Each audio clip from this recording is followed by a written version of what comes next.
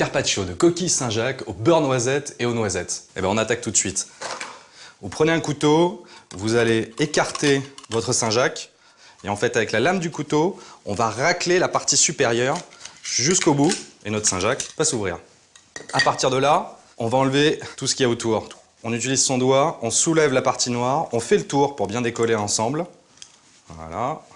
Et là, on attrape la partie noire, on bloque la noix avec son pouce et on tire. Une fois que c'est fait, à l'aide d'une cuillère à soupe, on va racler pour récupérer notre noix. Et en fait, on laisse le muscle sur le côté. Je la dépose pour l'instant sur un papier absorbant et je vais répéter l'opération pour une deuxième. Voilà. Alors la pêche de la Saint-Jacques est strictement réglementée en France, c'est-à-dire qu'on a le droit d'en pêcher d'octobre à peu près à mai. Et les trois principales régions de production sont le Pas-de-Calais, la Normandie et la Bretagne. Et je récupère ma noix avec ma cuillère à soupe. Et voilà, nos Saint-Jacques sont décoquillés. Deuxième étape, on va s'intéresser à nos noisettes.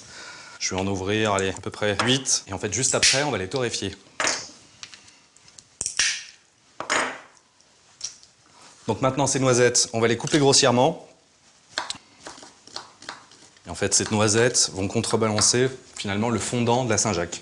Je vais pouvoir mettre mes petits morceaux de noisettes dans ma poêle. Et alors là, par contre, je vais faire très attention. Le but du jeu, c'est juste de leur donner une petite teinte un peu dorée. C'est pas de les brûler, sinon on apporterait une amertume supplémentaire qu'on ne souhaite pas avoir. Mes noisettes sont torréfiées, donc tout de suite, je les dépose sur un coin de ma planche pour arrêter la cuisson. Il est temps de s'occuper de notre beurre noisette. Je vais mettre quelques bons morceaux dans ma poêle. Je vais garder un bout de beurre dans la main. Ça y est, on commence à entendre sa pettoute musique qui se fait. Et dès qu'il va s'arrêter de chanter, en fait, c'est qu'on est arrivé pile poil au beurre noisette. Alors c'est là où il faut faire très attention parce que quand il s'étue, juste après, c'est le beurre noir. Donc pour éviter ça, c'est là l'astuce, j'ai mon petit morceau de beurre de façon à baisser la température. La couleur commence à bien changer. Et là, attention, chante plus. Donc on arrête tout. Hop, je retire ma poêle, je mets la petite noisette de beurre pour faire redescendre en température. Je suis sur une belle couleur dorée. Je prends maintenant mes noix de Saint-Jacques et je vais les plonger dans une eau glacée. Simplement, ça va permettre de les raffermir un petit coup.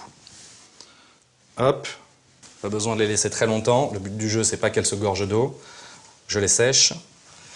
En fait, cette opération va me faciliter le fait de trancher relativement finement. On a dit qu'on faisait un carpaccio.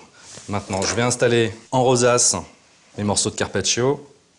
On va napper ces Saint-Jacques avec un petit peu de beurre noisette.